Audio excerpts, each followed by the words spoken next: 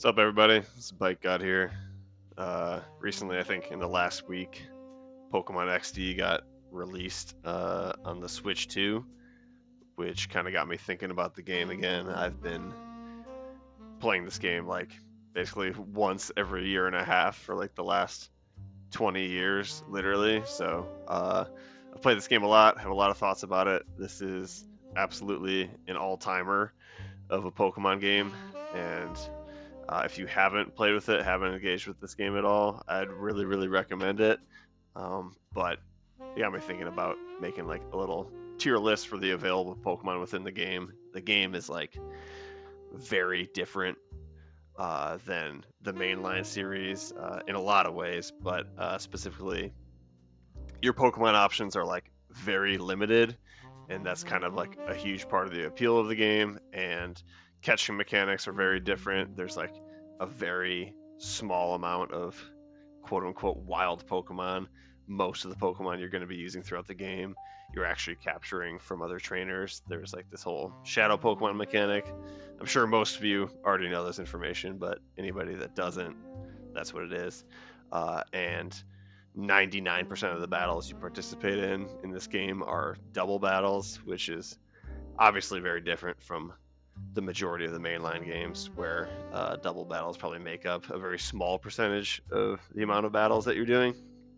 And that stuff all kind of combines to make this game really interesting, and especially in like the evaluation process of like what's good, what's bad, what kind of improves or becomes worse compared to if they were in a normal mainline single battle heavy game. It's all just kind of interesting, and I really love this game, and have played it so much, so many different types of runs. I've 100% the game multiple times. I have done like permadeath runs, all the above. So I have some amount of knowledge for this game, and just like a lot of love for it in general. Anyway, we're gonna get into this. I'm referencing the official XD strategy guide that I've had since I was like a little kid, but I'm going to be going in order, the Pokemon in order of the guide itself, and we'll just kind of get into it. Your starter Pokemon, as most of you know, probably know, is Eevee in this game. You use Eevee as an Eevee for like a very, very limited portion of this game. I think like maybe 2 battles or something like that. And after that, you are basically immediately given evolutionary stones for all of the evolutions. In this game, Umbreon and Espeon are not friendship evolutions, and they're not tied to the day and night cycle. You just get like an evolutionary stone for them, which is kind of interesting and fun. So basically, the first Pokemon we're going to rank are going to be all these various evolutions. The first one listed is Vaporeon. I think Vaporeon is pretty excellent. I'm going to throw it in A tier. Something to note in this game, you do not get a Surf HM, so your best water move, basically throughout the entire game for most of these water Pokemon, is a Water Pulse TM, which is like fine but really unexciting. I think if this thing got Surf, it probably goes up to S tier, but as is, I think it's an easy A tier. Vaporeon is quite bulky, hits pretty hard, and something to note, I think, just generally, we'll say this right now and get it out of the way, but with double battles, I do think that, well, one, I think the speed stat is even more important than it would be in a normal mainline experience. Going last when you are potentially tanking 2 incoming attacks is really devastating, so you want at least some amount of speed so you can outspeed some amount of your opponents. It's really important. And then bulk is also much more important than it would be in a normal Pokemon playthrough, I have found, at least in my experience. Vaporeon isn't particularly fast, but it is fast enough to outspeed some things, and then it can actually live hits thanks to like a really massive HP stat. Has Water Absorb, which is a good ability. Like I said, the real part of Vaporeon's kit that is lacking is just like access to a really good water type move. Water Pulse is your best option. Your moveset will probably look something like Bite plus Ice Beam TM plus Water Pulse TM and random fourth move of your choice. But with all these evolutions, you get them immediately, and you have them throughout the entire game. And there is a portion of this game where your evolution of choice is its base stats are just going to be so massive compared to whatever else you're fighting. That even in spite of a lacking move set, or maybe your speed isn't great in the case of Vaporeon or Flareon, you make up for it in other ways just by being like massive for that point in the game. But Vaporeon is quite good. Next is Jolteon. Jolteon is also really good. This is like the fastest Pokemon in the game. You're always going to be going first, which is great. I'm kind of debating between S and A tier. I think it's the best electric in the game. You get access to it right away. You do get the Thunderbolt TM at a very reasonable timing in this game. And even prior to that, you can get a Shockwave TM, which is acceptable. It's on par with that like Water Pulse type thing. You do get Thunder Shock at 16. You do get access to a Thunder Wave move tutor, or you can level up to level 42 and get it that way. But this is just like a super fast electric type that is going to nuke something with Thunderbolt once you get the Thunderbolt TM. It has good matchups throughout a lot of the game. There are a couple boss fights that are like earthquake spamming boss fights, and there are a significant amount of ground types that you run into the game. That almost makes me want to drop it down. I don't know. We'll leave it up here for now. There are some fights where your Jolteon just like can't exist on the field effectively because they're ground type and or spamming Earthquake, which is like a scary proposition. But this thing is great throughout basically the whole game. You gotta avoid a few key fights with it, I guess, but generally pretty great. Flareon, I think Flareon's going in B tier. Flareon is historically kind of one of the weaker evolutions, and I think that is also the case for this game, but it has a massive base 130 attack stat. The downside of Flareon has always been one, a bad move set, and two, its like best moves like Flamethrower are special attacking moves where Flareon wants to be clicking something physical, and that really wasn't a super viable option until Gen 4, which is the generation after this. Either way, you do get Ember at 16, so you have like a reasonable stab move. And Flareon's base special attack is 95. Like that is still like quite good, especially early on in the game. It's like totally usable throughout the whole game.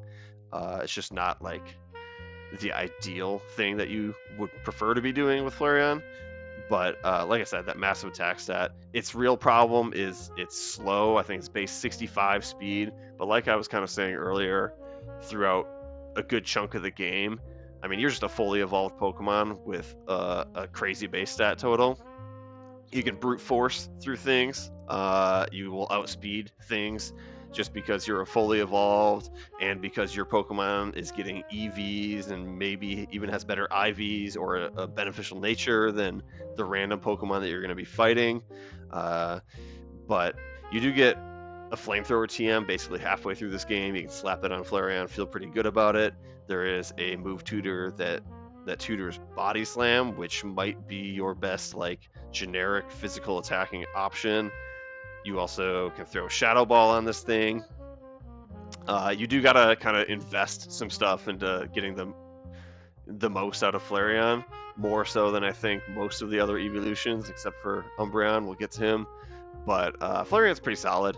There's not a gluttony of amazing fire type options in this game. You do get an early Houndour, which is, well, spoiler, I think it's better than Flareon, but we'll get there. Next evolution is Espeon. I think Espeon's an S tier. Espeon's pretty great. Super fast, nukes things with Confusion that you get at 16. You do get Psybeam at 36, or if you're kind of like a freak, you can get an early Psychic TM basically as soon as you have access to Mount Battle, if you just want to grind out some of the coupons or tickets or whatever they are. so you can get an earlier Psychic TM, slap that on Espeon, and you're kind of just good to go. You just click Psychic move for like 95% of the game, and that is quite good. Again, its moveset's like a little shallow. You are mostly just clicking and spamming your Psychic type option. It doesn't really have great coverage moves in this game. It does get access to some stuff like Calm Mind and even like Morning Sun later in the game, so you can set up and even have a way to recover HP, which is great. I will say this is probably the first Pokemon that this is relevant on, but I do think like setup moves like Calm Mind, Dragon Dance, Swords Dance, these sorts of things are generally less good and less effective of a strategy in double battles in particular. And also something to note in XD, basically every major boss fight and even a lot of the like generic fights, the Pokemon you're fighting actually have like relatively real move sets. Like you're going to be fighting real stuff that can actually like threaten you. In a lot of the mainline games, you could just very confidently click Calm Mind against your single opponent, and they're gonna click some like doo-doo bullshit dog move, and you just get a free setup turn. That is not the case in XD. Setting up is a commitment, and it is something to like be very intentional and thoughtful about. That being said, being able to set up is still super valuable, and Espeon's one of the better ones with access to Calm Mind plus a recovery move and crazy stats. Espeon's really good. It's probably the best Psychic type in the game, I would think. Although there is one other Pokemon that's like gives it a run for its money.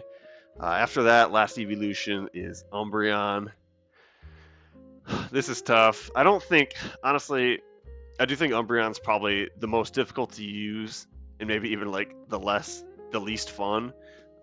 Just because it's not really a damage dealing Pokemon. It sits there and it tanks forever, and it's very, very good at that. It basically will never die, and it does offer some great. It's like really good in some specific hard fights. I will say that it is like less fun and less convenient to use throughout like a lot of the generic fights, just because it doesn't deal damage in the same way the other ones do. But again, it's super bulky. Its best move, unfortunately, is like Feint Attack at 36, which is like not very good and also kind of late. Basically, this game, by the time you reach the final boss, your Pokemon are probably like mid 40s ish. So anything after that is like kind of a reach. You got to be like really wanting whatever it is after level 45 and going for it to get it naturally. But it does get Moonlight at 52, which is really good. But basically, you'll put like Toxic plus Feint Attack and whatever other two moves you want to put on this, and it'll sit there, it'll throw out Toxics, and it'll chip stuff down. It is very good against like the Shadow Pokemon in general. If your objective is to actually catch all the Pokemon 100% this game, Umbreon's pretty effective at like sitting out there, whittling things down, not dying, that sort of thing. I do think it is probably the worst of the evolutions, but all these guys, look, you get them immediately. They all have massive base stat totals.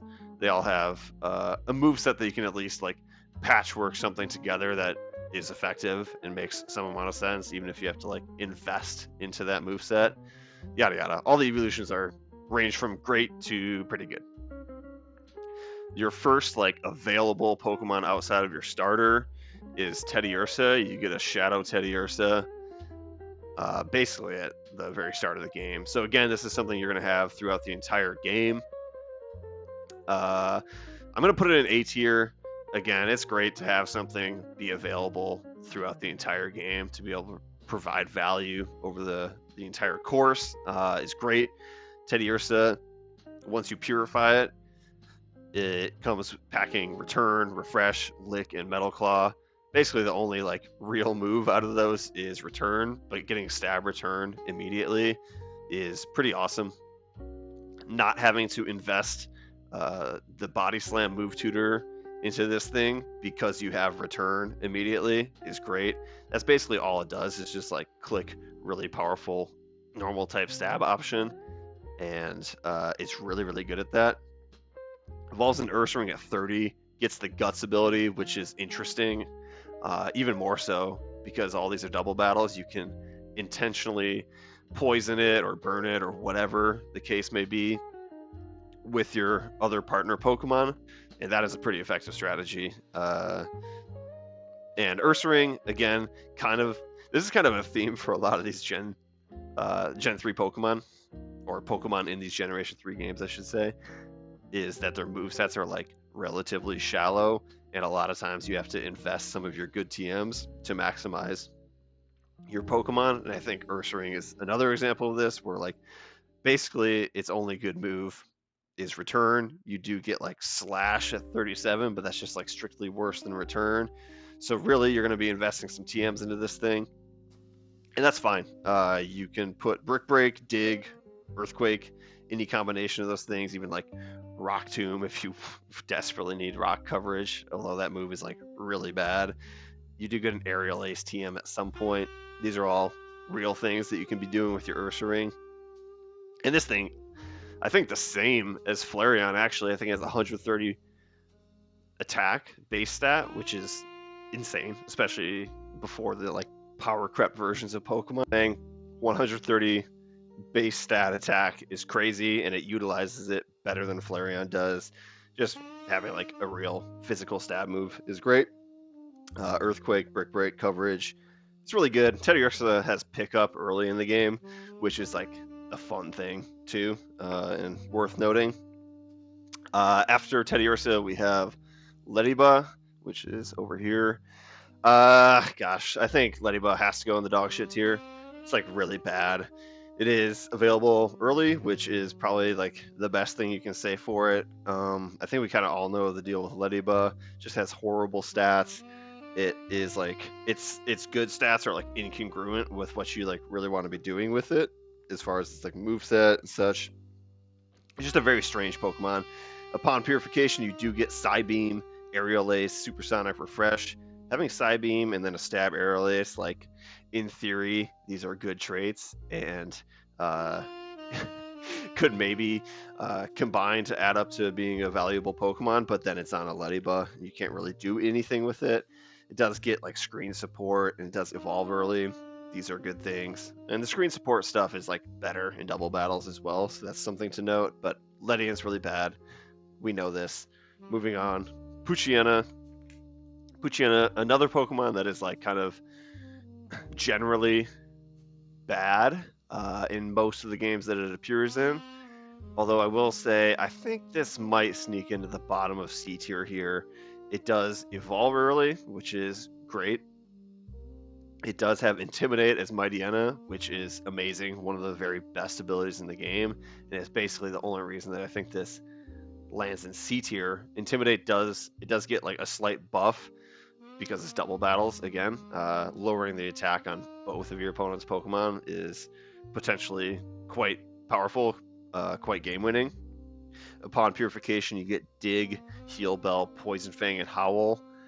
Really quite mediocre. I guess the idea of having some coverage is like kind of cool, but I don't know. It's pretty whatever. You get Bite at 13, which is like your best stab move until 47, I guess. Yeah, whatever. There's not much to say. This is like Intimidate on a body, and I think that alone is kind of good enough for C tier. Next up, we have all the Pokemon from the Hexagon Brothers. You fight like 6 battles in a row, and all 6 of these guys have a Shadow Pokemon to steal, the first of which is Houndour. Kind of mentioned earlier, I think Houndour is probably your best bet for a Fire-type Pokemon in the entire game.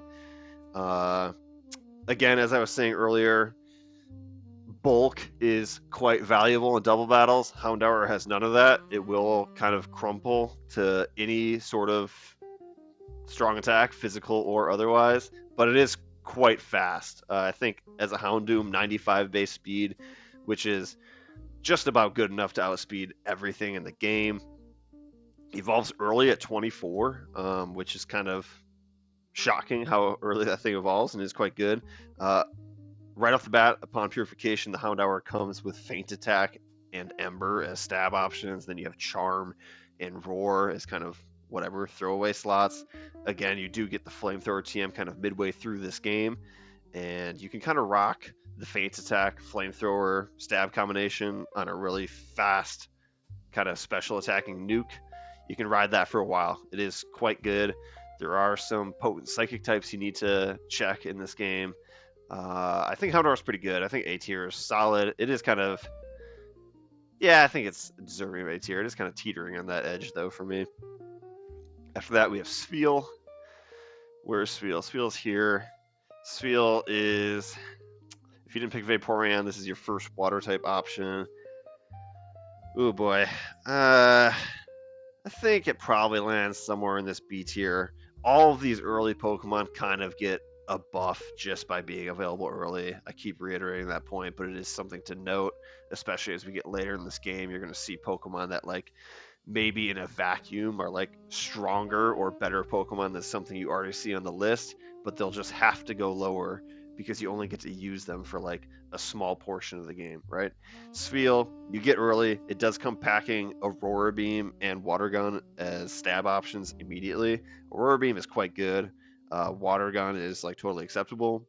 I don't know. This thing is tough in the mid game. It does not evolve until 32, which is not ideal. And then it doesn't evolve until 44 for Walrein, which is kind of crazy. I'm moving this down to C tier.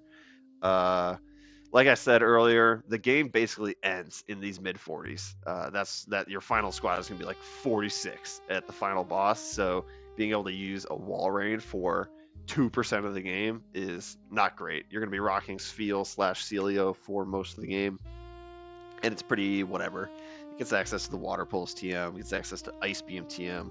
Those are good things. It does get, like, honestly, its learn set is pretty nice, but yeah, just being a Spheal and a Celio for most of the game probably lands it in this C tier.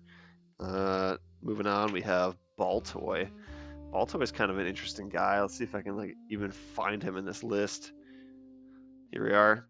Baltoy, he probably is in the C tier as well.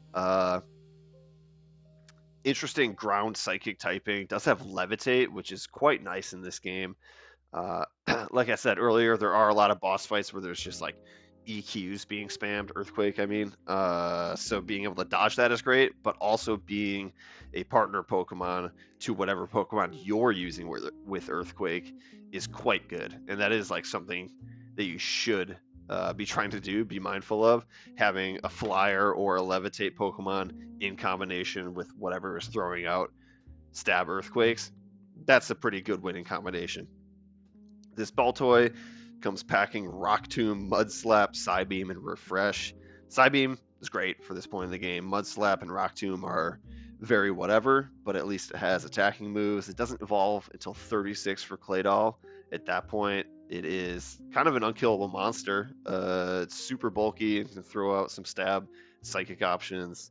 It does get access to self-destruct, which is genuinely interesting. If you're not doing some sort of permadeath run, self-destruct / explosion are like incredibly busted moves. They're like super good game-winning moves. They do hit both opponents, and most of the time, maybe not off of like Baltoy's pretty paltry attack stat, but a lot of the times self-destruct / explosion will just kill everything on the field, which is something to note for sure. Then you can get the Earthquake TM for this guy, Psychic TM for this guy. I think it's solid lane C tier here. It's pretty good. Next up is Mareep. Where is Mareep? Okay, I'm gonna have to put a cut here because I cannot find this thing. Oh, here it is. All right, Mareep. I think Mareep goes in the A tier pretty cleanly. Basically, the only bad thing I can say about Mareep is it is slow. Basically, throughout its entire evolution process, it's slow. It does evolve basically immediately upon getting it into Flaffy, and then once again at 30 into Ampharos. That's a pretty good curve as far as your evolution goes in this game. That lines up pretty well with what's happening in the game. It comes rocking Body Slam, Thunder Shock, Thunder Wave, and Heal Bell right off rip. Body Slam plus Thunder Shock and Thunder Wave, that's a great trifecta right there. And it has the static ability. Basically, this thing will be spamming Paralysis out into the field, which does help to mitigate its kind of lackluster speed stat. You will eventually get a Thunderbolt TM. Otherwise, your best bet is Thunder Punch. But this thing's always been like rock solid for me. Maybe like a little unexciting, and you do wish it was a little faster. But it is great for catching shadow Pokemon as well, just by statusing everything. It is relatively bulky, and having only one weakness to ground. And again, ground is pretty common in this game, but just a single weakness allows it to actually like stick on the field a lot of the times, throw out Thunder Waves, throw out Strong Thunderbolts. It's really good. I think it's the second best electric type in the game pretty easily. Jolteon edges it out, but Ampharos, Mareep line, great, pretty great. Next is Gulpin. Gulpin's an interesting fella. It does come with some really good moves. I think I've been impressed every time I've actually used this thing. This might be controversial. I'm putting it like in this lower end of B tier, I think. Comes rocking Shockwave, Sing, Sludge, Toxic. Shockwave is like obviously kind of like whatever, it's just coverage, and sometimes that's nice, but having access to Stab Sludge, which is 65 base power, immediately is great. And then Toxic is like always just a pretty killer move. But Gulpin and Swalot have really good learn set naturally, and Gulpin evolves into Swalot at 26. It's like quite bulky, has only 2 weaknesses, Psychic and Ground. You can play around those a little bit. You throw out Toxic. You can even put stuff to sleep if you're gonna attempt to rely on Sing. But on level up, it gets Encore, which is also like a great move. Body Slam, which is a great move, and you don't have to use the tutor to get it, which is cool. And then it does get Sludge Bomb pretty late, but it's kind of nice. I think Gulpin is deserving of like this low B tier. It just sticks around. It throws statuses out, and when you need it to chunk something with Sludge, it does that too. It's pretty good. All right, C-Dot. C-Dot's really interesting. This is like the Pokemon that like is the most disparate between how good it is in like other games it's appeared in versus this game. Like it is like really good in this game, and it is almost always, in my experience, really bad when like playing through Emerald. This thing's like an F tier Pokemon, but in XD, I think it's like legit hovering around this like low A, high B. I'm gonna stick it in this A tier. Hear me out. If you haven't played this game, you kind of don't know, but if you have, you know.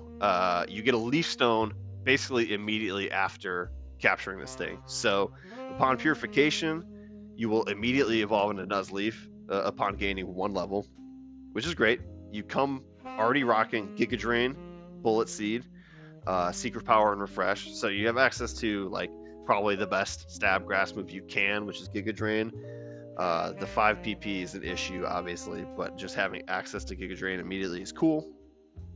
And then you do get Fake Out as a Nuzleaf, which Fake Out is really good, especially in double battles. Being able to basically start the match on a 2v1 type of situation. You just, one of your opponents doesn't get to move. Fake Out's really good.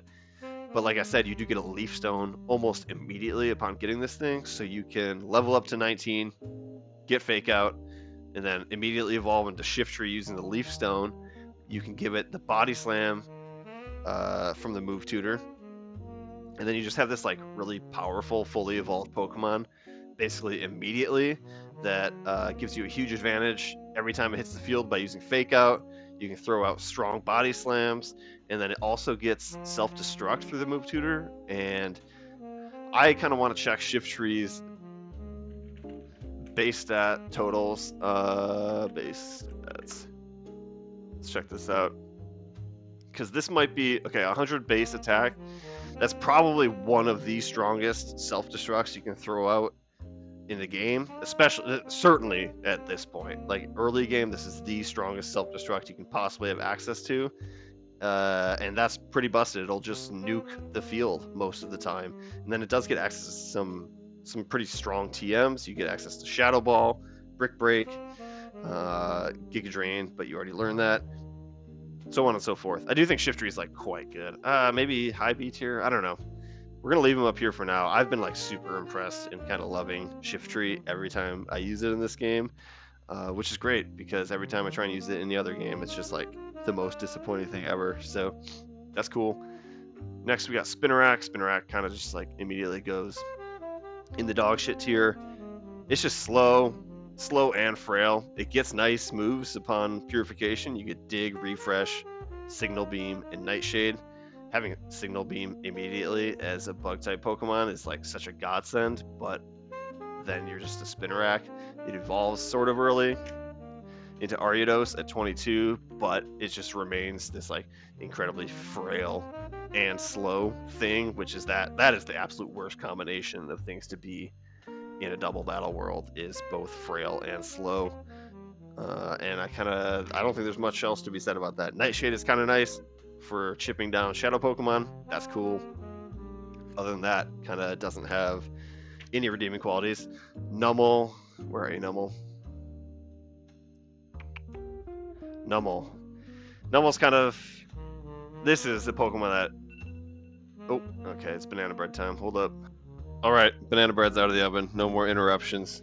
Here we go. All right, Numel is next. Numel is an interesting case where so many Pokemon would absolutely kill for its learn set, and yet still it is something that is like generally disappointing and lacking. Numel comes rocking Takedown, Charm, Dig, and Ember, having dual stab. Off Purification is great. And then it evolves at 33, which is a little too late, into Camerupt. And it does get Magnitude through level up before that point. And then after evolving into Camerupt, you get Rock Slide immediately, which is a great move. And then you get Earthquake by level up at 37, which is also amazing. And then Eruption at 45. Basically, this thing will have all the best moves you could possibly want for it, and it'll still kind of disappoint you. Being Fire Ground means you're quad weak to water, which is really bad, and then also weak to ground, which is also really bad.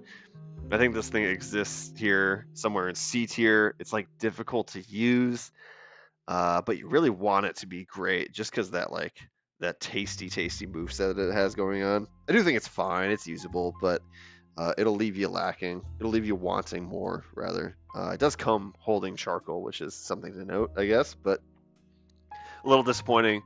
Carvanha is next. Where we at? Carvanha. Carvanha is also difficult to use, I will say. It is like so frail, which is like bad, as we've established. Being frail is bad in this game, and Carvanha is about as frail as it gets. It is at least decently fast, so it can outspeed things, and it does come rocking Water Pulse and Bite immediately, which those are both rock solid stab options, especially so soon in the game. Comes holding Black Glasses, so that Bite is even stronger, and it gets Crunch at level 22, which just immediately becomes its best attacking option throughout most of the game. And it does clean house on some random specific boss fights. It's like good against like Snaddle and whatnot. But like I said, it is super frail and dies to basically everything. Difficult to use, but great learn set. Hits really hard, is fast, so there are use cases for it. Gets access to Ice Beam, Earthquake, all this crazy stuff. Just a little hard to use. I think somewhere here in C tier.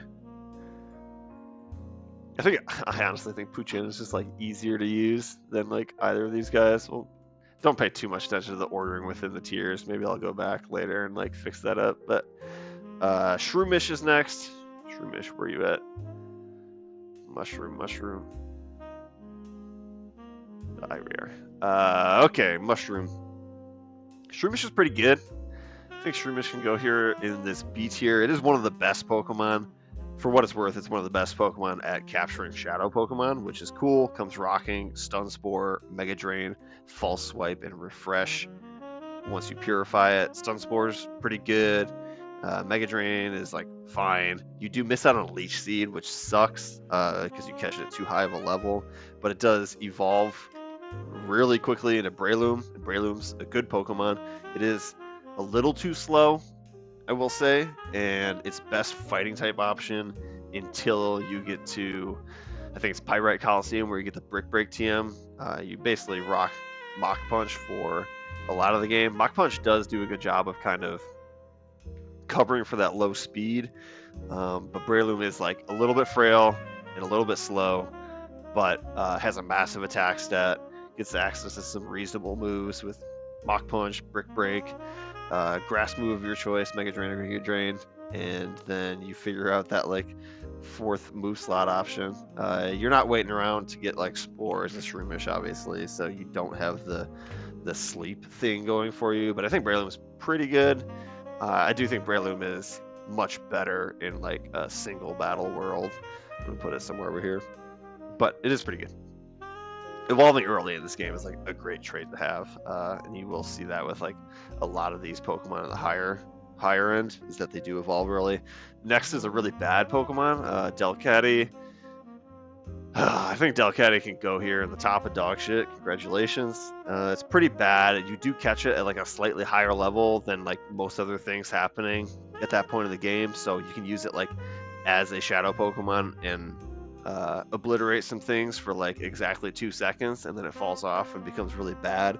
Comes rocking Secret Power, Sweet Kiss, Attract, and Shockwave. It's like not even that exciting of a move set. You snag this off of a boss fight, so you like always want it to be a little better than it is. Okay, it's just pretty bad. Horrible stats, mediocre move set, and you have to. The only new moves it learns are TMs you give it, so it's like high investment as well as bad. So sounds like a dog shit Pokemon to me. Voltorb is next. Comes holding the magnet, notably. And I do think Voltorb is fine. It's probably somewhere here in the C tier. It's less good than these other electrics, obviously, but comes rocking Mirror Coat, Refresh, Spark, and Swift. Stab, Spark immediately is cool. The other moves kind of don't matter at all. You get Self-Destruct at 27, and then you become the absolute fastest thing possible with Self-Destruct / Explosion, which you also learn Explosion later, which is something to note. There is some real value to be had by being able to blow up at any moment before anything else can move. I think it's like a fine, fast Thunderbolt spammer, and it is not like completely frail. Like obviously you don't want to get hit with like an Earthquake or whatever, but having only one weakness is good. Has a decent special attack stat. It's not like a 0. I would put it somewhere in this range here. It's fine. Next up is Makuhita. Makuhita is quite good. I will throw it this upper end of B tier, I think. Comes rocking Brick Break immediately, which is like the thing that you want the most, so that's really cool. Brick Break, Refresh, Arm Thrust, which is you don't need a second fighting type move really, and Rock Tomb, which is also not great. So learn sets like you get your best stab option, which is dope, and then it evolves really early at 24. And before that, you also get Fake Out at 19, which is very notable. Like I was saying with C Dot, Fake Out is like a great move, just period, but especially in double battles, it just allows you to do a lot of different stuff. Other than that, you don't learn a ton of crazy stuff by level up, but you do get access to Earthquake TM, which is great. So you can have Earthquake, Fake Out, Brick Break, plus fourth move of your choice, and you'll feel pretty good about it. Again, evolving early is just like so great, and Hariyama has a massive HP stat, so despite it being quite slow, it'll live hits, and you kind of get to make up for that speed stat a little bit by having Fake Out. I think Hariyama's super solid. It's one of your better fighting type options in the game for sure. It and Breloom are in this range here. Next up, we have Vulpix. Vulpix is another Pokemon that I always want to be more useful than it is. I'm sure it's just like fine. I'm sure it's fine existing somewhere in this C tier here. It does come rocking Heat Wave immediately, which is like very notable. Obviously, every battle in this game is a double battle, so moves that hit 2 Pokemon at once, their damage is split. And a lot of times that is like a negative thing. Like there are often times you would want to be like concentrating that damage onto a single Pokemon, but there are times where the opposite is true, where hitting both things at once is awesome, and then you feel really great about having Heat Wave immediately. Comes with Heat Wave, Charm, Ember, Dig. Those other 3 moves kind of don't matter. You're just going to click Heat Wave a bunch, and then it does learn Flamethrower naturally by level up at 29, and then you can just immediately evolve it with a Firestone at that point, which you'll have access to. Then you just have a Ninetales with the ability to like do a crazy single target fire type nuke or do spread damage, which is cool. You miss out on Will-O-Wisp, you catch it too late, which is like devastating. This thing would be so much better if it had Will-O-Wisp. You get Confuse Ray. It's pretty whatever. I think it's just like a very middling Pokemon that does like, it's kind of one note, just does like one thing decently well. But that one thing is pretty good, spamming flamethrowers, and it is like pretty fast as a Ninetales, and it is a good special wall. Like it won't die immediately, which is cool. Again, being weak to Earthquake is a negative though. Somewhere here in the C tier, I think. Duskull. Duskull's fucking annoying, dude. I'm gonna put it at this like bottom of C tier. It evolves so late. At 37 is like basically you were at the end of the game and you've just been using a Duskull this whole time. It does come rocking Shadow Ball immediately, which is awesome. That's the very best attacking move that you could possibly want for it. So that's pretty awesome. Also comes with Helping Hand, which is a genuinely interesting move in this double battle format. Astonish and Confuse Ray. So you like throw out Shadow Balls, you don't die, you're very defensive, you have Levitate, your HP stat is really bad, so in spite of your great defenses, sometimes you will just crumble the things, and then you don't get to use it as a Dusclops until 37, which is tough. Ghost typing is like obviously quite good, allows you to do some cool things, but it loses Levitate once it evolves, which is like pretty bad. I think this Pokemon's pretty bad, honestly. All right, next up we have a great Pokemon, Ralts. I think Ralts can exist somewhere up in this A tier here. I'm gonna put it here. Comes holding Twisted Spoon, which is great. Comes rocking Shockwave, Sing, Reflect, Confusion. Shockwave again is like sort of an interesting coverage move. Sing is unreliable but potentially very powerful. Reflect, like I said, the screens are quite good in a double battles format. And then Stab Confusion, you evolve immediately upon one extra level on this thing into Kirlia, and you learn Calm Mind immediately with that, which is dope. And then you evolve into Gardevoir at 30, but along the way you get Psychic by level up at 26. So in spite of both Ralts and Kirlia being like pretty bad, their stats are awful. As soon as you hit 30, you are ready to go the rest of the game with Gardevoir as a fully evolved Psychic type. Amazing stats. It's fast enough. It's bulky. It can take a hit. Can nuke things with Stab Psychic that you learn through level up. It has Calm Mind, so the ability to set up Shockwave for coverage, like I'm saying. It does learn Thunderbolt through TM, which is amazing. That's an amazing trait to have as a special attacking pure Psychic type, to be able to learn Thunderbolt for coverage. Get some other interesting stuff. But really, all you need is like Thunderbolt, Psychic, Calm Mind, plus fourth move of your choice. Maybe you leave Sing on there just for some potential sleep shenanigans. But Gardevoir is really good. Second best Psychic in the game for sure. Again, great curve as far as like its evolution path and the levels, and an amazing level up learn set. You don't need to invest anything extra into this thing if you don't want to, but if you get a Thunderbolt TM, you should definitely, I would encourage you to do that. It becomes really, really great. I think it's an easy A tier for me. Next up is Mawile, which is another bad boss fight Pokemon that you get. I really don't know what to do with this thing. If you roll Intimidate, it is like probably like right here with Poochyena. If you roll Hyper Cutter, this thing immediately goes into the dog shit tier. I think I'm just gonna put it in a dog shit tier. It's Steel type, which is cool. Resisting a lot of things is great. It just has such horrible moves, doesn't learn anything good through level up that actually like is congruent with its stats and what it's trying to do. You could give it Toxic and like Seismic Toss and just have it be this like thing that comes out and intimidates things and then chips stuff down, but it's just like, it's just bad. I don't think it's good at all. Next up is Snorunt, which is like definitely a dog shit Pokemon. Definitely going in here. I think Snorunt might be pound for pound the worst Pokemon in the game.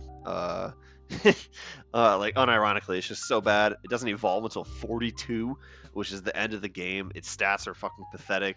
It's pure Ice type, which is like potent offensively, but is the worst type the worst type literally possible defensively, and this thing dies to everything. It can't exist in the field. It's not fast. Its moves don't matter because you don't ever get to like actually use any of them or click them. Snorunt's like probably pound for pound the worst Pokemon in the game. I guess notably it does get Ice Beam through level up, which is that's very good. Crunch through level up is good, but like I'm saying, you just don't get to use these things. As a Glalie, I guess if you're like interested in using this in any of the post game content or whatever, you can give it self destruct through the tutor and Ice Beam, Crunch, whatever. Snorunt's so bad. Pineco. Pineco. Pineco is interesting. It's one of the best like pure defensive Pokemon in the game for sure. Evolving into Fortress at 31 and having that Steel secondary typing is something. I don't know. I think it's like here in the same range as Duskull is like bad defensive Pokemon. Again, gets self-destruct and explosion. These are always great things, worth mentioning. On Purification, it gets Pin Missile, Refresh, Spikes, and Counter, which is like, I don't know. I guess Counter's kind of interesting. I guess Spikes is maybe valuable in some of these like elongated boss fights, but it just doesn't deal any damage. You have to rely on like exploding yourself. It sits there and lives hits. You can put Toxic on it and stall stuff out, but there's just like, if you want to do that sort of thing, just use Umbreon. Umbreon's just like so much better at doing that than Pineco. Yeah, I don't know. I don't think it's completely worthless. I think it's at the very bottom end of the C tier though. All right, next, Natu. Natu's also not good. I'm gonna put it again at the bottom of the C tier. I think all these Pokemon are like usable. They're not like devastatingly bad at this like tail end here, but there's just like such better options, and they are like, you have to mean it if you're using these things. You really have to mean it, and you have to be like very intentional with what you're doing with these things. Natu, what it does have going for it, it evolves early. At 25, which is cool, and then it is decently fast, so that's nice. It's a flyer, so it can dodge earthquakes from either your allies or opposing boss fights. That's cool. Its level up learn set is really bad, super shallow. You have to use TMs on it. I guess if you're like not using Espeon or Ralts and you like are super desperate for something that can just click Psychic, you can use Natu, and it won't be the absolute worst thing in the world, but it's like pretty bad. Teetering on the edge here with a lot of these guys. I mean, it's no Snorunt, but it's not very good either. Roselia. Roselia. Here we are. I don't know what to think of Roselia. All these Pokemon are just like so middling. It's hard to. I think it's probably again in the C tier here. What does it have going for it? It gets Magical Leaf and Leech Seed upon Purification, as well as Sweet Kiss and Grass Whistle, so you can status some stuff up. Leech Seed is obviously like a great move. It doesn't get an evolution in this game, so you're kind of just rocking a Roselia. Grass types are generally like, I think they are slightly better in XD than they might be in some of the earlier mainline games, just because there is a pretty high density of like ground type Pokemon and waters. Of course, there's always waters running around, so it is nice to have like a decent stab option on a grass type. Roselia is like very mediocre though. That's where I'll leave it. Meowth, again, I think in this like not quite dog shit, but there's a lot of better options kind of range here. Pickup ability, fun. Comes rocking Slash immediately, which is like a good stab option. Payday, Bite, Sing, these are all whatever. The best thing it has going for it is Fake Out, but you don't get Fake Out until level 50. 59 is a Persian, so that's like basically not even a real thing, which is really unfortunate. It is super fast, which is good. It is a little frail, which is not good. It does get access to basically every TM in the game, so you can kind of like patchwork together a moveset, I suppose. I don't know, it's pretty bad. This is closer to dog shit tier than I would care to admit, I think. But God, I almost like want like another tier that's not quite dog shit, but not quite C tier. Whatever. whatever, we're fine. Swinub, where you at? Swinub. Yeah, I don't know. Being a ground type is nice to have. Access to ice type moves is nice to have. I think it's like a little better than most of these things here. I'll put it somewhere in here. Swinub is like okay. It evolves into Piloswine at 33, which is a reasonable time, and it can live hits. It's very slow, which is a problem for sure. But having access to like a stab Earthquake and a stab Ice Beam on the same Pokemon is pretty good, even though Piloswine, its special attack isn't anything to write home about. But I think it's like a reasonable thing to be using. But again, you are definitely investing some TMs into this thing. Its learn set is super shallow by level up. You do get Ancient Power, Charm, Mist, and Mud Shot when you purify it. Having access to like a stab ground move is pretty crucial. It's like, damn, this thing's pretty bad. It comes holding the Never Melt Ice. I don't know. Just consider all these things like over here to be like really not great options, but usable. Spearow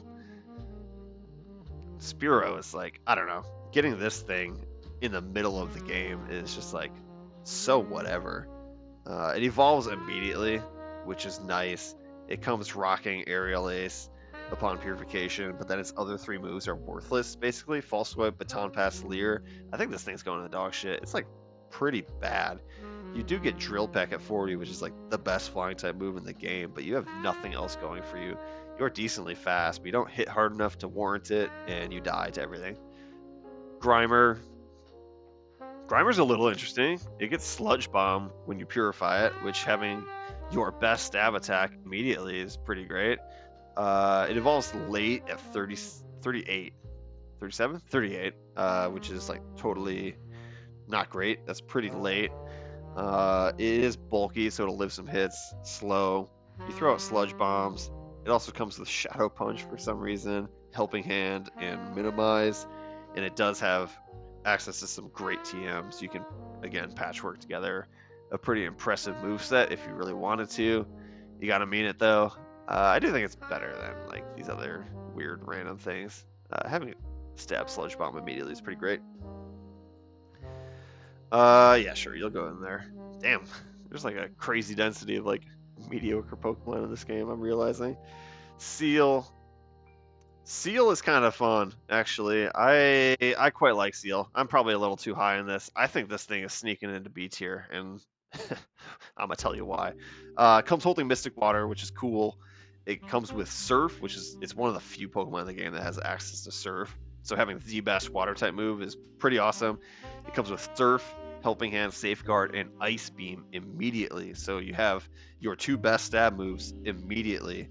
And then you evolve into Dugong at 34, which is like a little late, but Dugong is quite bulky, has thick fat, which makes it even more bulky.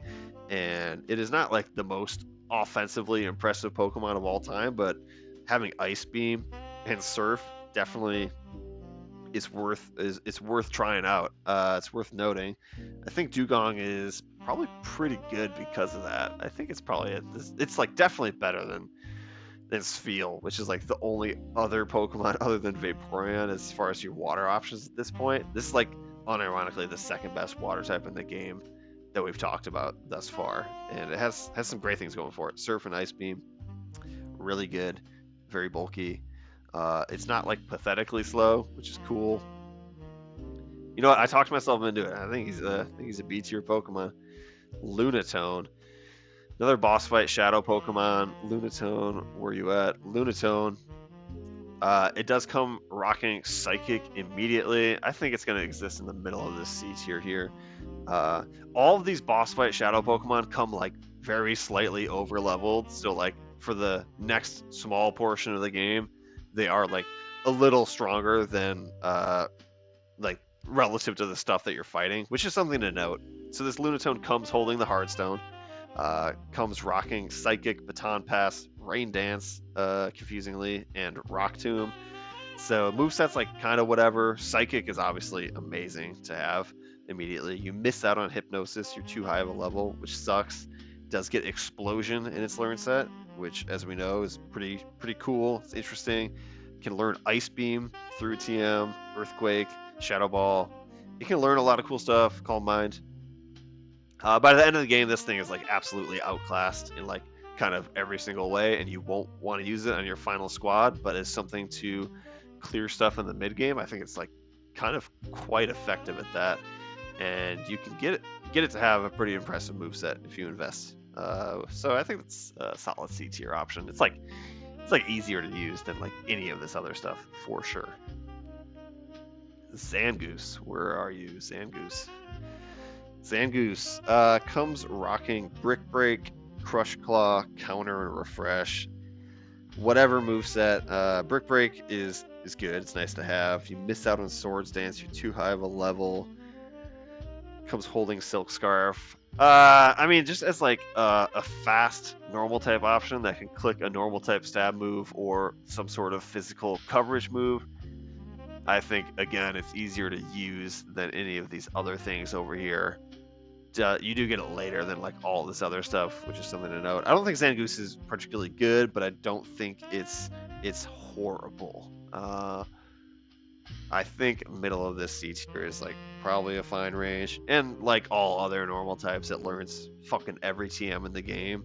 So if you have something specific you're trying to do with it, you can probably do it. You can give it the Body Slam tutor instead of Crush Claw.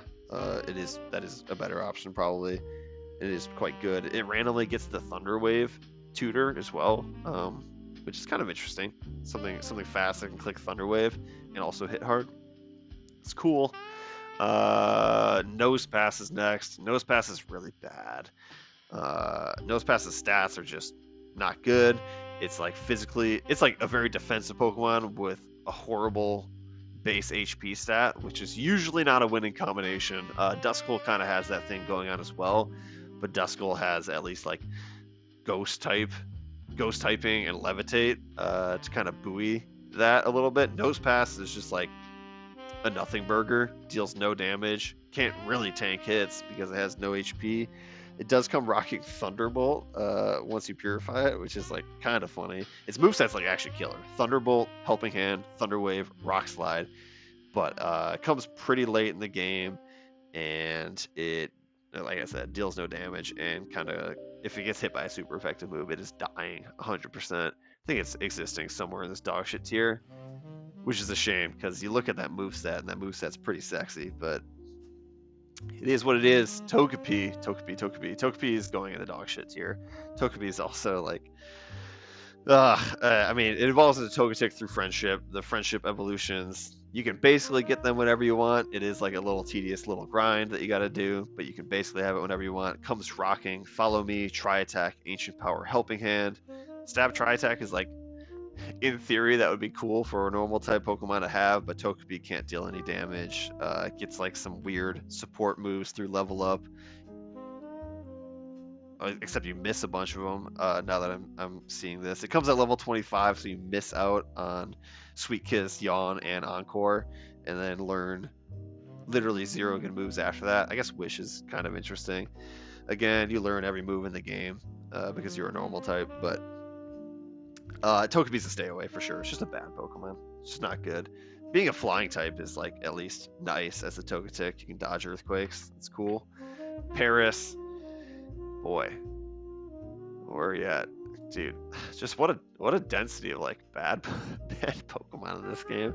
I guess I'd never really like done the thought experiment of like what's good and bad in this game before this, so I'm kind of like shocked as I'm saying all this out loud to see how bad all this stuff is. Paris is dog shit. I can't remember what I was talking about before with like the horrible worst type.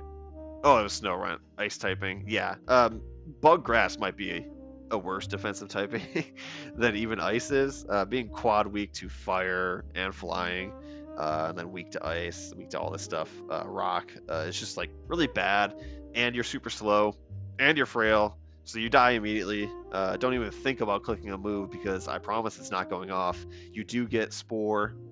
You do get Spore upon purification and False Swipe. So like in theory, this is like the perfect Pokemon to like try and capture other things with. But like I said, you die to everything. You don't get to click moves. This thing's This thing's really bad.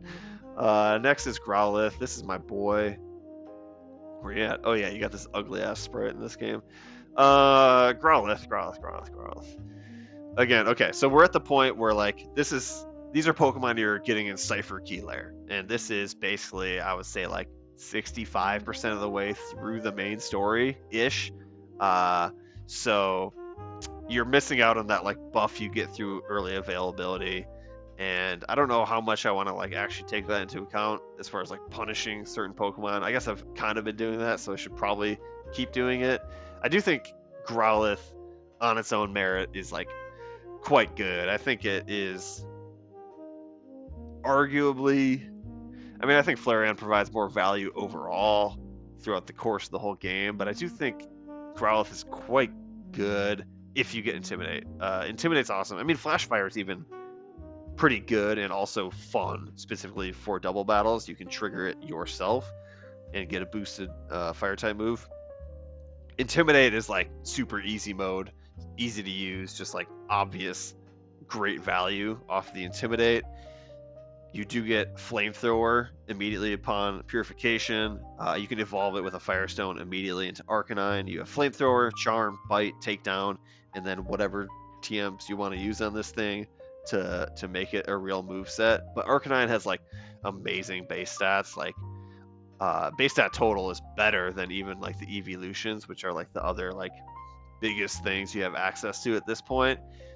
So that in combination with Intimidate, if you have it, makes it so this thing's like kind of a weird, super bulky mono fire type that can also throw out and dish out some like real damage.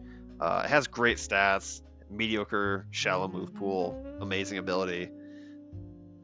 I think that's worthy enough of going into B tier, especially because like you being able to evolve it right away is so clutch. You can just have an Arcanine immediately. Next is Shelder. Where's Shelder? Oh, there you are. Shelder, one of the few Pokemon that comes rocking Surf. So we talked about this with Seal. I think I'm gonna put Shelder somewhere in this range here in this C tier. I think Shelder's fine. It comes with shell armor, so you cannot be crit, which is nice. That's actually like a very nice ability to have. It is super physically defensive. It is a water ice type as Cloyster. That ice typing, it allows you to throw out stab ice beams, which is great, but the ice typing hinders it defensively for sure. I do think having Surf plus the stab ice beam, that little combination, plus having like relatively good base stat total, and like a clear kind of role that you want to be doing and a good ability, I think that's like worthy of being somewhere in this C tier, in spite of this thing kind of being available late and also a Pokemon with its exact type combination being slightly better. Actually, two of them. I think it's still somewhere in here. It's like totally a reasonable, usable Pokemon that can actually like be quite good if you invest into it. I think that's solid. Beedrill. Oh god. I mean, Beedrill just has to like auto go in here, which is unfortunate. Also a sick moveset that it comes with. It comes with Sludge Bomb, Baton Pass, Twin Needle, and Swords Dance, which like I don't think you could craft a better moveset than that in a lab for Beedrill. Comes with the Poison Barb, which is something I guess. Yeah, if you like ever reasonably had the chance to like set up a Swords Dance and then maybe like either click Sludge Bomb or Baton Pass into like a actually good Pokemon, that'd be kind of interesting. But I mean, Beedrill's just like, you aren't meant to be using a Beedrill 65% of the way through any Pokemon game, let alone this one where you're fighting real trainers with real movesets and all of the battles are double battles. This seems pretty bad. Pretty easy dog shit Pokemon. Next is Pidgeotto. Oh my god, this thing can't possibly be good. I've actually like, never tried to use this in this game, but I'm gonna... if you know me, you know I hate Pidgeys, bro. This has just gotta go, and this dog shit tier. It just doesn't do anything. I mean, dude, literally, like, it's a flying type, and it has a decent amount of bulk, So that's cool, but it learns no good moves, no particularly good moves. Like your best move is literally wing attack forever. And you evolve the Pidgeot like right after you get it, but like who cares? This thing's just like, I don't know. This is like a weird general Pokemon that doesn't like have a clear role, doesn't excel at literally anything. Shallow move pool. I think it's just pretty bad. It's got to exist in here. Tangela. Yeah, Tangela seems pretty bad too. Mono grass type can, in theory, live a physical attack, but absolutely will die to any special attack. I think it's also probably somewhere in this dog shit tier. Comes rocking Solar Beam, Morning Sun, Sunny Day, Ingrain. If you're rocking some Sunny Day team, this thing might be fun. You get Morning Sun, which is cool. Solar Beam, you don't have to use the TM4. And comes rocking the Sunny Day. It does hold the Miracle Seed, so you're going to want to catch it and immediately take that off and put it onto something better, like your Shroomish or Shift Tree or whatever. Pretty bad. Butterfree. Butterfree's next. I think, dude, this one might sneak into the C tier here, purely because it is compoundized sleep powder, which is always good. That's an evergreen combination. Even in a double battle, like maybe even especially in a double battle, this is like, look, in a one-on-one, obviously, like going from a one-on-one to a one-on-0 is great, but going from a two-on-2 to a two-on-1 is like kind of similarly amazing value. You can pair this with anything that can actually deal damage. You click Sleep Powder on whatever the biggest threat is, and then just like spam attacks with your other Pokemon, and then on your next turn, you Sleep Powder the other Pokemon. I think Butterfree is actually probably kind of legit. It is just fast enough where it can actually like still outspeed things. Comes rocking that Sleep Powder, Psychic, Aerial Ace, and Morning Sun. Interestingly enough, this thing might be a little bit of a sleeper. Compound Eyes makes Sleep Powder into basically Spore. It's like 97% accurate, and it comes off like a real speed stat, unlike Paris. I think Butterfree can live here. It's also like very useful for catching stuff. You're all right, Butterfree. You get a pass. Beedrill, not so much. All right, next up we have Magneton. Where are you? Magneton, generally an all-timer. This thing's just like almost always goated in every game that it's in. I do think it's like pretty. I do think it's still pretty solid in this game. It's less good than it normally is. Being quad weak to Earthquakes is a negative, but generally that Steel typing is like a great thing to have.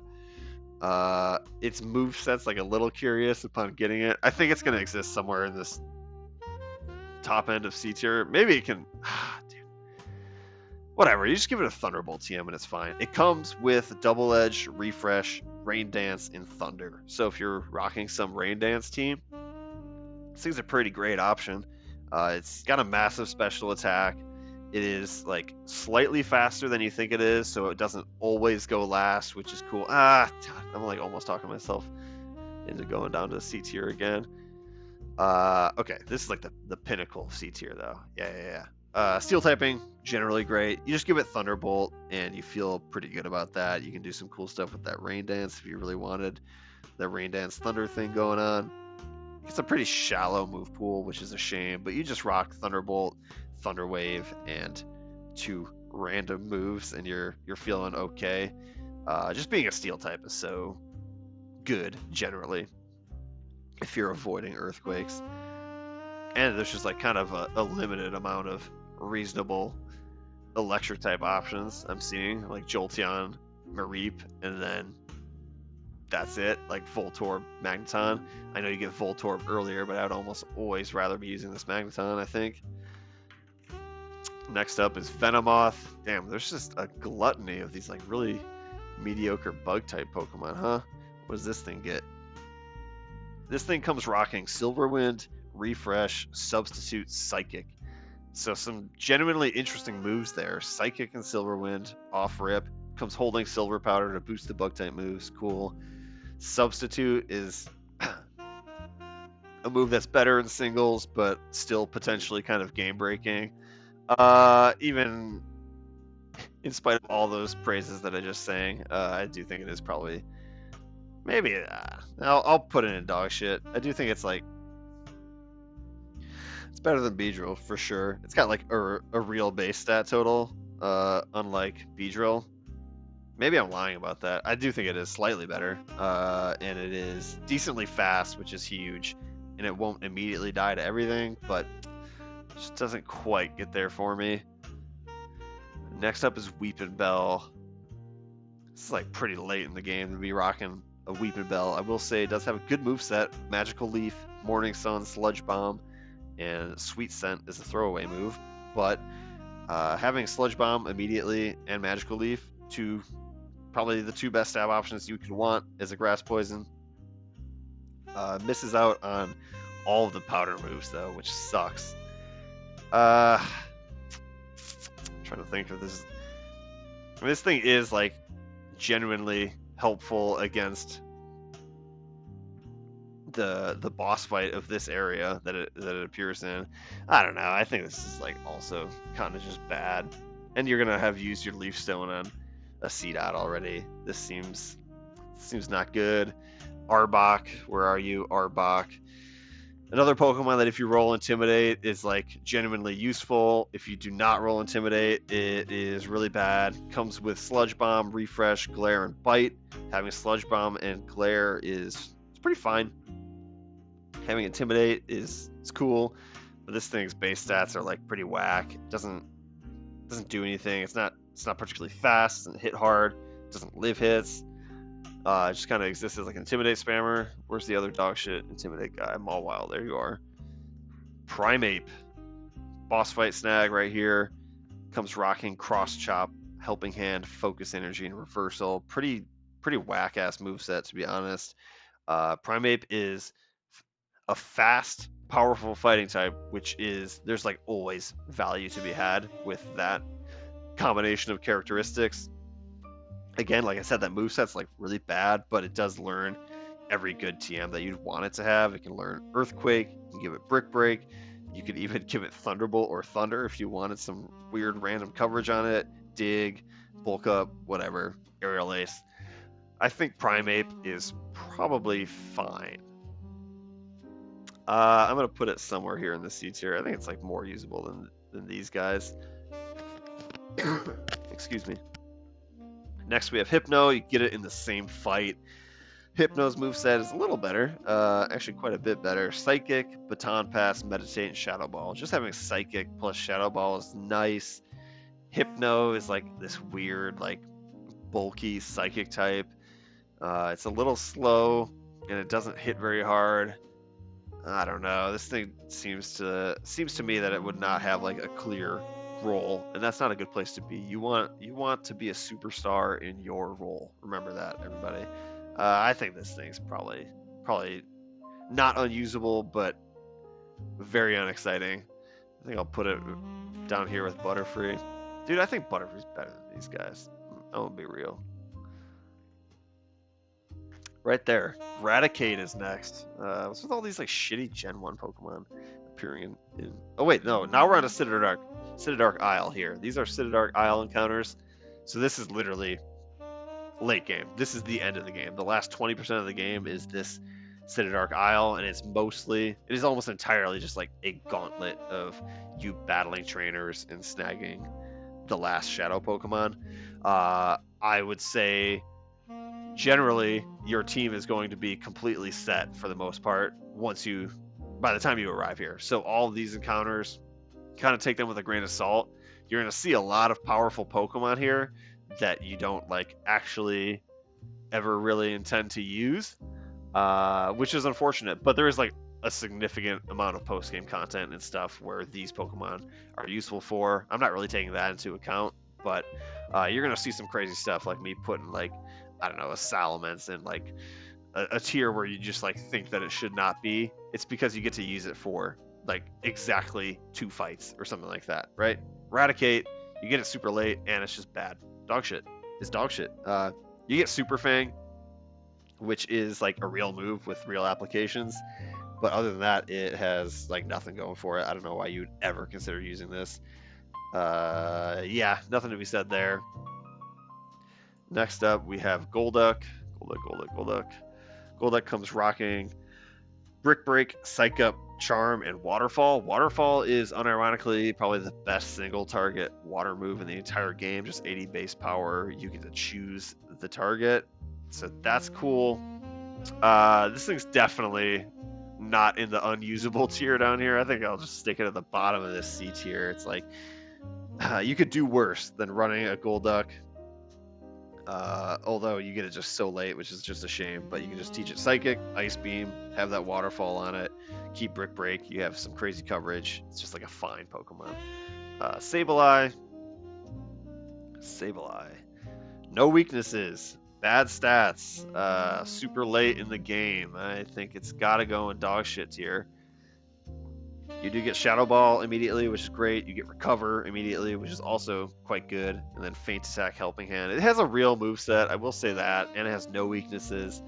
But the base stats are a huge problem at this point in the game. And also, you're just not going to use, like, basically any of these Pokemon anyways. So, keep it down there. Dodrio. I suppose Dodrio probably sneaks into this like C tier somewhere. It's just like, it is a real Pokemon, right? It is fast and it hits very hard. It comes with basically the two best stab options you'd want for it in Drill Peck and Tri Attack. I mean, I suppose you would rather have like Body Slam or Return if those things are still available to you at this point in the game. But point is, you do get two real stab options, and it is like a real Pokemon with real base stats. You also get Baton Pass Agility. That's whatever. This thing is frail, but being very fast and having the best move of your type, Drill Peck, for flying, that's cool. Bottom of the barrel C tier. Far-fetched. Dog shit immediately. Goodbye. Horrible base stats. Interesting moveset. Slash, Baton Pass, Swords Dance, Aerial Ace. But you can't use this thing. Like, even if you wanted to. You get it so late. And it dies immediately in every fight. It has the same base stats as like I don't know, some early game bird. You know, it's just like not a viable option here. Altaria at least has like interesting typing. Dragon Flying, you're only weak to Dragon and Ice, which is cool. Have a lot of resistances, immune to ground, that's great. Dragon Breath, Heal Bell, Solar Beam, Aerial Ace. I don't know what this moveset is. I think Altaria is pretty bad. It doesn't hit for any sort of damage. It has some like reasonable defensive properties, but like you should have that shored up by this point in the game anyway. I think it's gonna go in this dog shit tier, although it is like a lot cooler than a lot of these other Pokemon.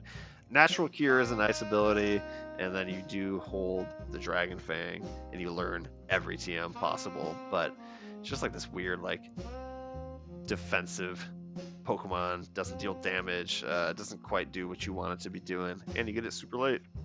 And it's my tier list. You know what? Shit goes where I want it. Kangaskhan. It comes with Earthquake, which is really cool. Dizzy Punch, solid stab option, and then Tail Whip Sing. That's kind of just a dud. Those last two moves. Where does having Earthquake get you? Does it get you the... I think it gets you to the bottom of C tier, just purely being like a real Pokemon with real bulk, real speed, a real attack stat, and access to Earthquake and Stab normal type options. And then you also get to learn every move in the game because you're a normal type. You can just like put a bunch of coverage stuff on this and it's fine. You do miss out on Fake Out, which is devastating. This thing would be much more interesting with Fake Out rather than Tail Whip in the moveset. But Banette is next. I think Banette has to go in the dog shit tier. It hits like a truck. It has Shadow Ball immediately, which is the only move you're ever going to click with it. Shadow Ball, Helping Hand, Feint Attack, Curse. And you miss out on the Will-O-Wisp by level up. That sucks. It's really slow, and it only clicks Shadow Ball. That's literally its value. And it doesn't have a Levitate, which would be a really nice thing to have. You can at least dodge Earthquakes then, but you don't get to do that. Magmar. This Pokemon has a real moveset, which is cool. Fire Blast, Cross Chop, Thunder Punch, and Follow Me. I don't know why you would ever like be using this over the other earlier fire type options. I don't think this thing's unusable though. I think it probably exists at the bottom of this C tier here. This, if this appeared earlier, it'd be pretty good, but it doesn't. Pinsir, this thing's moveset's diabolical. It's got like great base stats, and it has the potential to learn real moves, but it comes rocking Guillotine, Helping Hand, False Swipe, and Submission. That's literally just 4 bad moves. Like, I don't know. It's weird how they pick and choose which of these Pokemon are getting real movesets. Like, this next one is Macargo. Listen to this moveset from Macargo. Heat Wave, Earthquake, Flamethrower, and Refresh. Imagine if you gave that same treatment to a real Pokemon like Pinsir. Like, it would actually be quite useful. But if you really wanted to use Pinsir, you could teach it Brick Break, Earthquake, Return, whatever. You could find things to put on this, but to have to invest so heavily in a Pokemon that you get with like 4 battles remaining in the game, sorry, you got to go in the dog shit tier. Next, I already mentioned it, Macargo with that nice moveset, Flamethrower, Earthquake, Heat Wave. You are still dog shit. You are Macargo. You appear way too late in the game. Not that I want to use you anyway. Fire Rock is a really bad defensive type combination. It's so slow. This has to be one of the worst Pokemon in the game too, in spite of having a crazy moveset. Yeah, that seems really bad. If anything clicks a ground move, you die. If anything clicks a water move, you die. And you're always the thing that's going last in the field every single time. Sounds pretty bad. Rapidash. Rapidash is next. Another fire type Pokemon. Comes packing Flamethrower, Sunny Day, Baton Pass, Solar Beam, which is like a fine moveset. It's a little incongruent with what Rapidash like is as far as like what its base stats would tell you. You know, it wants you to be like this physical attacking thing, but that just doesn't exist for Rapidash this generation. I think it's got to go in this dog shit tier. I do think it's like so much more usable than like a lot of these other things, but like, I don't know. Just like none of it's exciting. You could definitely just like have this thing be like a fast Flamethrower spammer and it'll be fine, but there's things that do that way better and are available earlier. You could find a way to make Rapidash a decent thing, but not for me.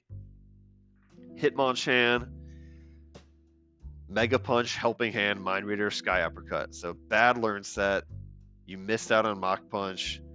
You would need to use like Brick Break and Earthquake TMs on this thing. Appears really late. I'm just going to put this immediately next to Pinsir. Seems not good. Hitmonlee, High Jump Kick, Refresh, Mind Reader, Mega Kick. HJK, that's a good fighting type move. I think that immediately makes it better than this Hitmonchan, but still, just not a lot going for it. Again, you can give it Earthquake and Brick Break for some like reliable stuff. It's probably still in here. There's not a ton of good fighting type options in this game, I will say that, which makes like Makuhita and Breloom like all the more interesting and valuable. You would just always rather be using one of these guys than waiting to the last possible moment to use one of these two. Lickitung, I don't even want to look at this thing's moveset. Dog shit. I will anyway. Double Edge, Helping Hand, Defense Curl, Rollout, awful stats. Not a good moveset.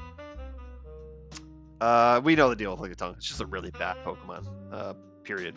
Full stop. Scyther, really cool guy. Really cool guy that we love.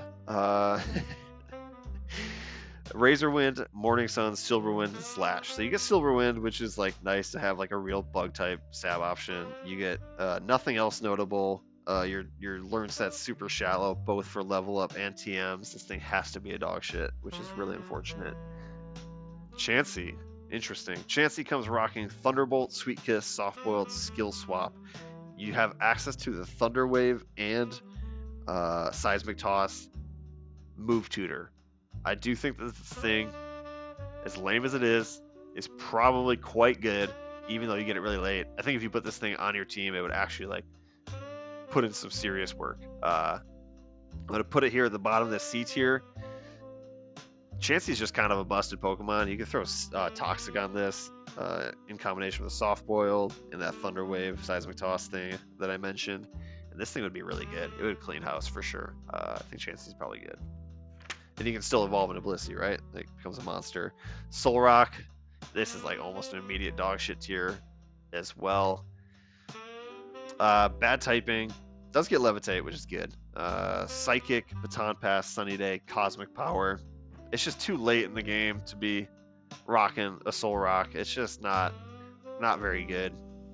If you got this at the same time as Lunatone, it's like a little more reasonable. Although Lunatone is still a better Pokemon in a vacuum than Solrock is. I don't have a lot to say about Solrock. Starmie, on the other hand, this has got to be somewhere in C tier for sure. Probably in this like, it's gonna sit next to Chansey.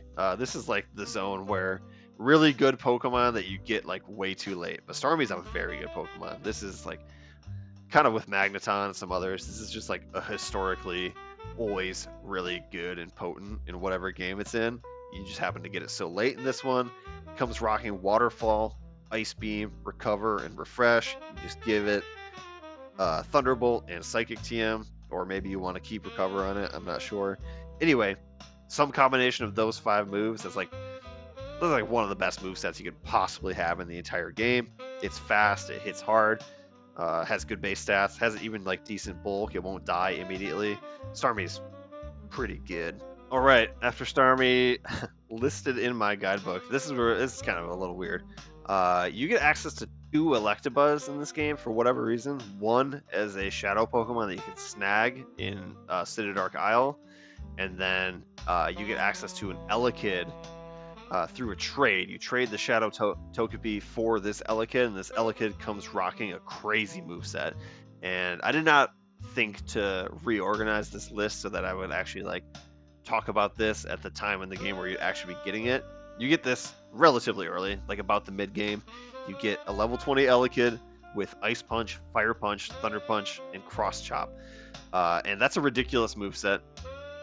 Obviously, insane coverage.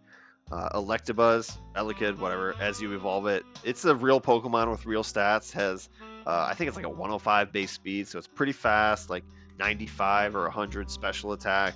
It hits decently hard. So those things combined with it being fast and having an insane moveset, and you get bonus trade XP. I think Elekid, the trade Elekid, is like actually quite good. It's one of the, gosh, do I dare? I think it's like up here in this like A tier. You do get a little later than some of these other guys, like actually all these other guys, but its moveset's insane. The trade XP is like actually really great. You're just gonna be like slightly over leveled and more powerful because of that, obviously. I think it's really good. Shadow Electabuzz that you get super late in the game also comes with a good moveset. Cross Chop, Follow Me, Thunder Wave, and Thunderbolt. That's a good moveset. You get it super late. I don't know why you'd ever like choose to use this when you just have the option of this like Elekid. This is kind of a weird one. I'm gonna put it next to his buddy Magmar here. I think it's a reasonable Pokemon, but you just have like the baby that's just like, you know, this guy's him. So yeah, this Elekid's great. Moving on, we have Swellow. We're getting down to the last of these Shadow Pokemon here. Swellow comes packing Sky Attack, Baton Pass, Agility, and Facade. Oh god, it's super fast. I don't know why you would ever use this thing. It's incredibly frail. I think it's gotta go in dog shit tier. This is like less of a real Pokemon than like Dodrio for sure. And you get it even later somehow. Next is Snorlax, which Snorlax, as we know, is a real Pokemon. This thing's pretty great generally. Comes rocking a really strange moveset though. Fissure, Refresh, Curse, and Body Slam. You could give it like the Earthquake TM plus Return TM, Brick Break. I mean, Body Slam is good enough. I guess you don't need the Return TM, but let it pack Shadow Ball. I mean, you could give this thing a real moveset and it would probably be pretty good. Being really slow is not great, but obviously Snorlax is so tanky, and it does come holding Leftovers, which is like very notable. Leftovers is amazing. So if nothing else, you want to catch this thing to get Leftovers. I think this is better than Kangaskhan at the very least. I'll put him somewhere here with the other real Pokemon that just like appear too late. I mean, this thing's great for like all the post-game stuff. Poliwrath is kind of fun. Hydro Pump, Helping Hand, Rain Dance, Brick Break. So not an ideal moveset. Hydro Pump is like unreliable. Does have either Water Absorb or Damp. Water Absorb is like more generally useful. Damp has some like real niche applications in some of the post-game stuff though. Poliwrath probably has to go in dog shit. Too late. not a good enough moveset. Just like better options out there. But you could, again, most of these like really late game Pokemon you can turn into like real viable options for yourself in the post game content. But for now, he'll go here. Mr. Mime, probably similar. Psychic, Follow Me, Encore, Thunder Punch. Really good moveset. You'd love to have Psychic, love to have Coverage, Thunder Punch. Encore is a potentially game-breaking move. It's better in singles, but still pretty good. But too late. Too late and too frail. You're going here. Next we have Doug Trio. Doug Trio is a weirdo. Super fast mono ground type that does nothing except like click Earthquake. It's got to go in here as well. Earthquake, Charm, Sandstorm, Tri-Attack. So getting Earthquake off rip, really cool. Doesn't do literally anything else. Next is Manectric. Manectric comes rocking Thunder, Refresh, Rain Dance, Bite. This is the last available electric type, and probably the one you want to use the least anyway. Maybe that's not true, but it's just the moveset's not great. Thunder, you want Thunderbolt. Stop with this Thunder Rain Dance nonsense. We don't need this and Magneton doing that same thing. This is definitely like a Pokemon that you could reasonably use, I think. But this is in the last like 3 fights in the game, literally. So you're gonna live here. Salamence. Salamence is the second. No, I think there's the Shadowlugia fight and then the Greevil fight after you catch Salamence. So you can use it for like exactly 2 things. It is really fucking good. Obviously, it's Salamence. It's crazy, pseudo legendary with Intimidate. Comes rocking Dragon Claw, Dragon Dance, Aerial Ace, Refresh. You just put some actual like physical moves on this, plus Dragon Claw for like special coverage, and it can put in some work. It's obviously a great candidate for your post game stuff. I think it's just too good to not like put into this little C tier that thing we got going on. But again, you get it in like the second to last fight or whatever. Marowak, you catch in the same fight. This thing comes holding the Thick Club, which is like, or Thick Bone, what is it called? One of those two, which is really crazy to just get that for free. It doubles its base attack stat, which is insane. So this thing becomes like one of the hardest hitting Pokemon in the entire game, and it comes immediately rocking Rock Slide, Earthquake, Swords Dance, and Sing. It is really slow. That is the thing with Marowak. It is very slow, but if you are able to like enable it somehow, it does hit like an absolute truck. If you ever set up a Swords Dance, I don't know how you do that, but if you set up a Swords Dance, this thing's just like hitting like basically max attack values possible. I think for that alone, I can just like sneak in here, but being available so late, being super slow, we get it. But this guy, dude, if you have XD on original hardware, this is like the best way to get a Thick Club over to, whatever other game you want to transfer it to, is to play through XD and get this guy. Otherwise, it's kind of tedious to grind for that. But so that's kind of cool. Anyway, oh wait, no, there's still one more from this fight. Lapras, huh? Lapras is generally a good Pokemon. It comes with Water Absorb or Shell Armor. Is that right? Huh. I don't know if I've ever seen a Shell Armor Lapras. I'm not sure that's right. Anyway, Water Absorb, Hydro Pump, Heal Bell, Rain Dance, Blizzard. Can learn Thunderbolt through TM, which has always kind of been one of its calling cards. Also gets Psychic. Wait, I didn't know that. That's kind of interesting. This thing's like a mini Starmie. It's like worse than Starmie, for sure, and it comes later. He can hang out in here. Probably, again, a pretty decent option for post-game stuff. And then next, after this, we have all of the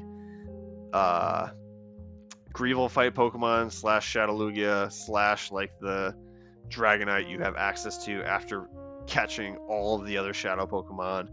And then the Johto starters for completing the Mount Battle 3 separate times. These are all things that you're not going to be using. Then these guys, okay, this is just how the guidebook was ordered, so this is how I did it. These are all available through either the Pokespots, which is like this game's version of wild Pokemon that aren't shadows, or through trading with an NPC, which is Larvitar, Meditite, and what's the third one? Where's Shuckle? Shuckle. So these are all available pretty early in the game, like first first half of the game, basically all of these become available. So these are real Pokemon that actually might be useful for your teams. We'll start with Sandshrew. Sandshrew, this thing pisses me off in every game that it's ever been in. Learns literally the only ground type move, attacking move that it learns through level up is Sand Tomb at 52 as a Sand Slash. That's his only stab move that it learns through level up, which is fucking diabolical. You can obviously put Earthquake on this. You can put Brick Break. You can put moves onto this thing. This thing has always been a high investment Pokemon, kind of for a reason. It does have a good base defense stat, has a good base attack stat, and it evolves early. These are all real things. I think this is something that you can like reasonably use on your team, and it won't be the worst thing ever, but it will always leave you wanting more. It'll leave you a little disappointed. I think it's got to exist somewhere in this C tier though, just for being like available. I'll put it over here, sure. This thing, God, Sandshrew. Sandshrew and I have a history. Let me tell you. Next is Gligar. Oops. Stay out of here, Zapdos. Excuse me. Gligar. Gligar has an awesome typing combination. Being ground flying is awesome. Learns absolutely zero good moves through level up, like literally nothing. And then you can teach it Earthquake if you wanted. Gligar doesn't hit very hard. It is pretty fast, and it can live some hits on the physical side. It has that good typing. I think this is like a pretty bad Pokemon, though, generally. I think it is probably like slightly better than all this dog shit nonsense, purely for its typing and defensive properties, and it is like fast-ish. Am I more likely to like want to use this than any of these things from like Keylare? No, I'm not. I don't think. It'll live in there somewhere. Trapinch. This is a Pokemon that's pretty cursed in this game. You get Flygon at 45, which, like I've been saying, that's the end of the game. Like, you get to use it for 2 fights as a Flygon, maybe. This thing has to be in the dogshit tier. As a Trapinch, as a Vibrava, on their own merit, really bad anyway. Both are just so slow, so frail. Not worth your time or effort at all. Flygon, great option for post-game stuff though. Levitate, Dragon Ground, we know that. It's pretty great. So use it in the post-game, don't use it in the main game. Zubat's awesome. Zubat's kind of an all-timer.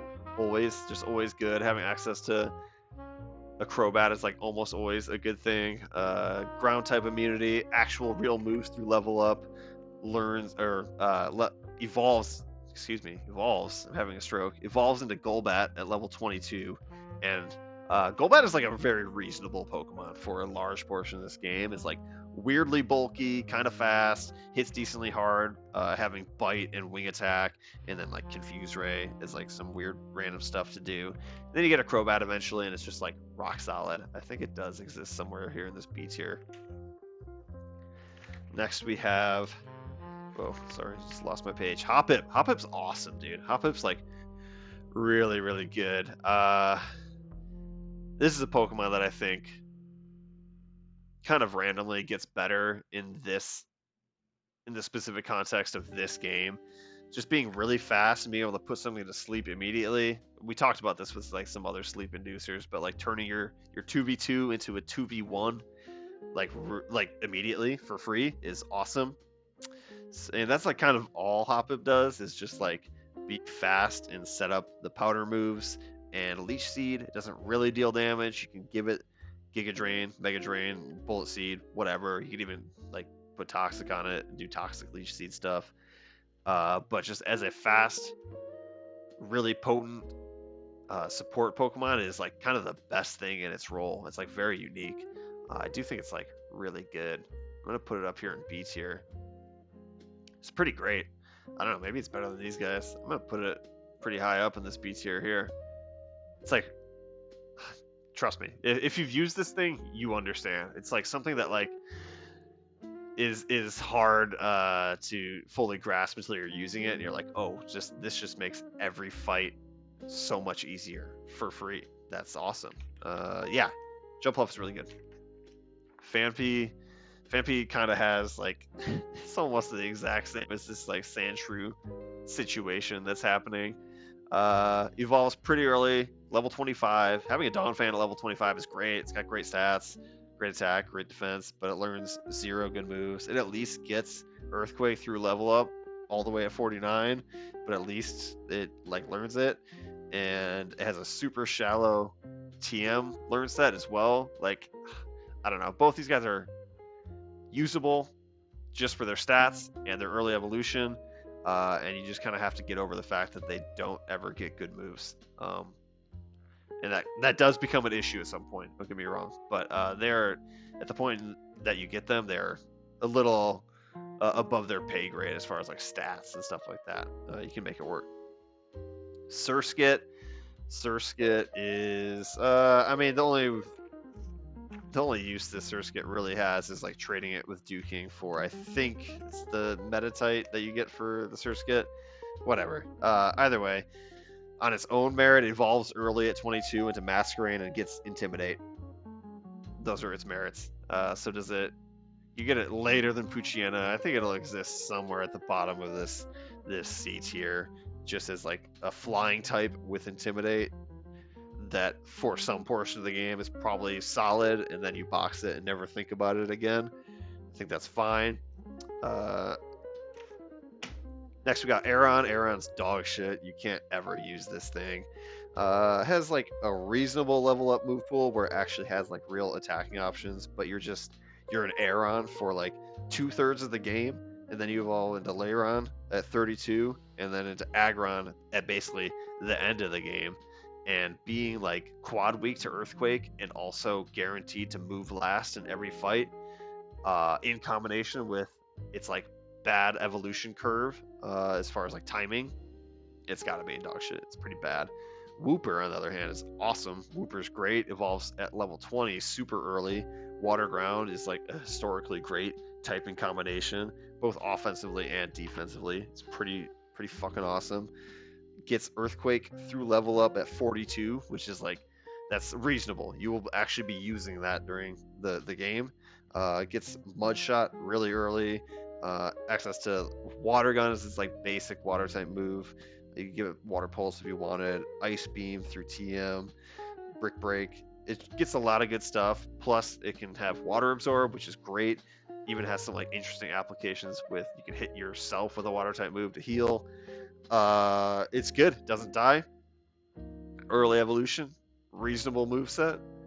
I think it's got to be in B tier here somewhere. Go right there, huh? Next, okay, here's the 3 trade evolution Pokemon. Shuckle's an interesting one. This thing never dies, which is cool. And if you put Toxic on it, it can actually it comes with Toxic, which is interesting. It comes with Toxic, Substitute, Sludge Bomb, Encore, which are 4 of the better moves you could ever consider giving this thing, which is cool. I don't know. It's like similar. Look, Chansey's much better, but it's similar in the sense that like, if you want to engage with the game in this way, if you want to play this way, stalling with Toxic and Substitute and whatever, this thing's probably a house. You know, it can probably 1v1 lots of things. It can probably trivialize lots of fights, but it's like really tedious and like unfun to do that. I'll put it somewhere in this C tier. I don't think it's like the absolute worst thing you can be doing. It is tedious and it is hard to use, and maybe a little boring and unethical, but it's probably relatively effective. I don't know. I've never used it, but I can just imagine it in my head. Larvitar comes packing Sandstorm, Dragon Dance, Bite, and Outrage. Some interesting moves. Dragon Dance and Outrage. Those don't... I guess those are a little incongruent. They don't synergize in this generation, but they're 2 interesting moves. I mean, you're not going to be using a Tyranitar in the main game, so you're just like, is Pupitar better than dog shit? I don't think so. It does get Rock Slide by level up, Stab Rock Slide at 22, which is cool. And then obviously Tyranitar for the post game is one of the premier options that you have available to you. I'm gonna put it in dog shit. It hurts me. I love Larvitar so much. Tyranitar is one of my favorites. But just wait until the post game, then he can be great. Metatite. Metatite is actually a reasonable Pokemon. Pure Power is an amazing ability, obviously. Comes with Dynamic Punch, Shadow Ball, Detect, and Confusion. So dual stab options plus Shadow Ball, which is a good move. You'll just give it Brick Break. You can give it Psychic to hit in the special side, stab, and it is, I mean, it just hits like a nuke, you know, it just hits really, really hard. It evolves really late, 37, which is a problem. That's like its main issue. I do think as a fighting type option, it's pretty decent. It's fast enough where it's going to outspeed the vast majority of things you're fighting in game, thanks to like EVs and stuff like that. And it will just nuke things, which is cool. I think it's, and something to note with all these trade evolution Pokemon, probably most especially so with Metatite, is the bonus EXP is like really, really nice to have. So this thing evolves at 37, but you can kind of think like, look, its XP is boosted by 1.5 times. So whatever that math is, maybe this thing like actually quote unquote evolves at 32 or whatever, rather than 37 or 29 or something like that. Whoever wants to do the math can do that for me. So it doesn't evolve quite as late as it actually says on paper, and that is like a big deal. I think it's like pretty decent because of that. Oh boy, I think I would almost, yeah, I'm gonna put it here. I think I actually would rather use it than like almost all these other things.